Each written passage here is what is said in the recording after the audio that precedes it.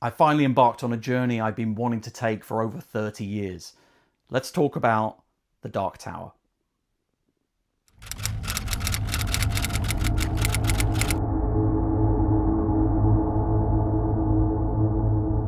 Hey everyone, and welcome to Serrated Pages. I'm Ben Howard.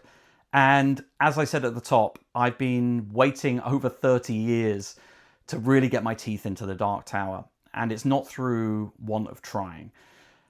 I first became aware of The Dark Tower when I think the second book was just published, which was around 1987 in the UK.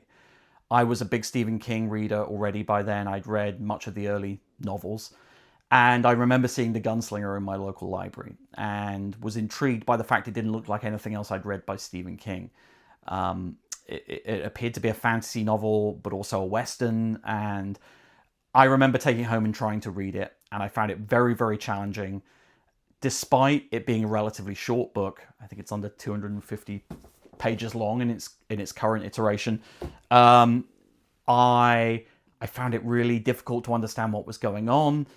Despite it being essentially quite a simple story in The Gunslinger, it's, Roland the Gunslinger pursuing the man in black. And it's essentially one long chase for those 250 pages.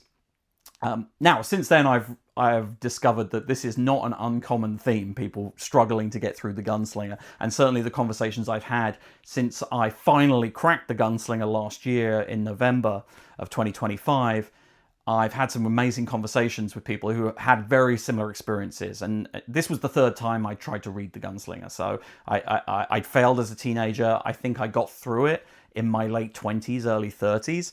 But even then, I kind of forced myself to get through it, and I remembered very little of it coming back last year.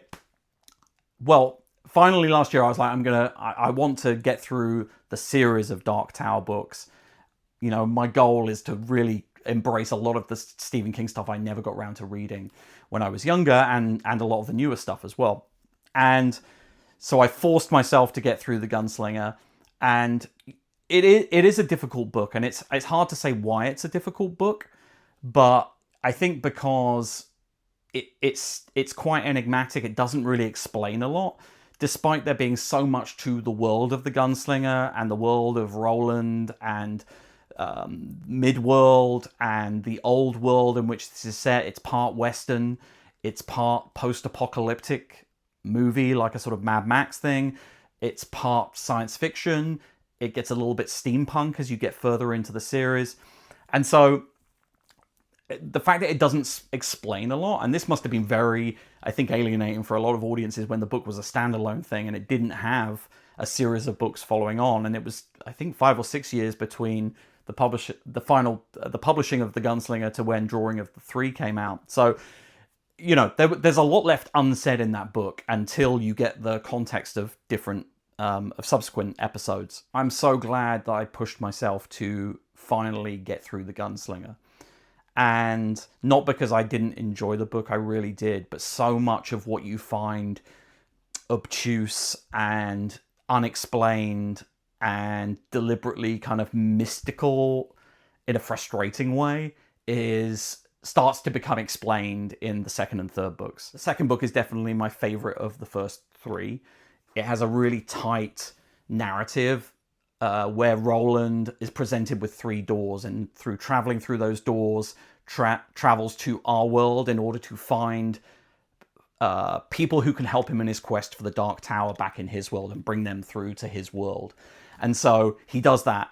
And Eddie, Susanna, the two principal characters he brings back from our world at different points in history, are so well fleshed out. And the fact that King, through traveling from this post-apocalyptic multiverse Western to New York in present day and in the past, allows him to explore a bunch of different genres. So you get a gangster story, you get a serial killer story, you get more of a drama, you get all these different elements combined in one book, as well as the sort of fantasy stuff that is the framing sort of structure for the story.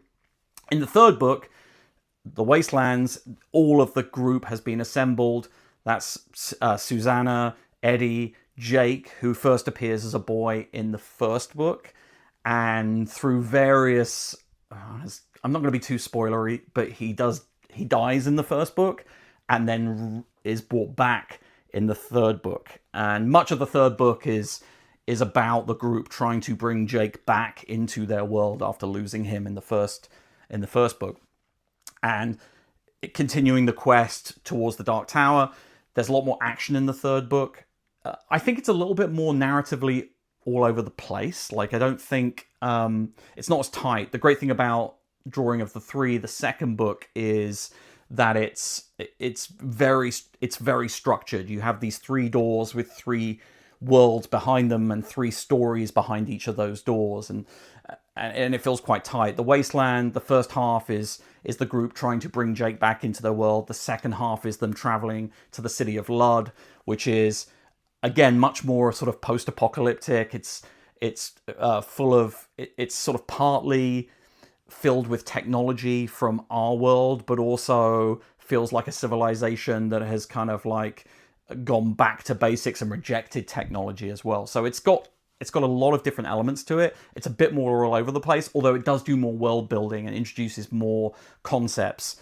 The concepts of the universe, of Roland's world, and the Guardians, which are these animals that protect the universe.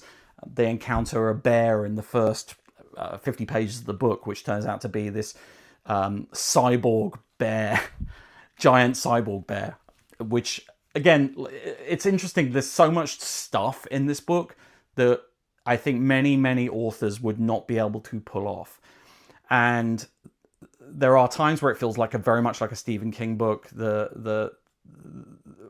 Particularly the Jake character. There are moments where it reaches back into characters' childhood and has a kind of coming of age type story, which feels very Stephen King. There are horror elements that feel very much like Stephen King, but then there's all this other stuff that he doesn't really explore in any of his other books at the time, right? Very heavy sort of science fiction blended with fantasy, and it can, I think, if you talk about these things, lobster monsters, giant cyborg bears, flying pterodactyl creatures, all of these things would feel sometimes, I think, like tonally all over the place. And when you describe them or you see pictures of some of the stuff in the Dark Tower, it can be very strange to understand, like, why is all the stuff in there? But actually King does make it work, and he balances all these elements, and so it feels like a consistent world despite having all these elements that shouldn't be consistent at all. So I love the first 3 books. I'm excited to continue with the 4th book. I'll probably come back and do an update once I've read the 4th book. The 3rd book, The Wastelands, ends on very much a cliffhanger as the group is traveling on a train towards the center of the world. They've just gone through Midworld, which is, as I said, this kind of post-apocalyptic city, and they're heading towards through this kind of Dante's Inferno-esque, fire and dinosaurs, and I'm excited to see where it goes next. But it definitely finishes on a very, very sudden cliffhanger. So I hope it's interesting. There are so many videos around the Dark Tower on YouTube. I'm coming through it for the first time, and I think I'm definitely, I feel almost a bit self-conscious talking about it because I know so many people have reread these stories so many times, but I'm so excited to be discovering them for the first time. Even as someone who's been reading Stephen King all my life, I'm very excited to be kind of discovering this journey for myself. I would love to hear your thoughts on the first 3 books in the series. I would love to get some recommendations on reading order for what you think I should read in the Stephen King universe, and when you think I should read it, as I know there are many connecting elements. And yeah, I'd love to hear your thoughts. If you struggled with the Gunslinger, let me know. I know someone was telling me about a friend of theirs who, when they recommend the Gunslinger, always gives them a copy, or make sure that they read The Drawing of the Three, the second book, as well, because the Gunslinger in isolation is a tough read, but it all makes sense once you get through the first the first 2 books, and now having read the first 3 books, I feel like I'm off and running. So I'm excited to hear what you guys think. Please comment, like, subscribe, and I'll be back with another update soon. Thank you.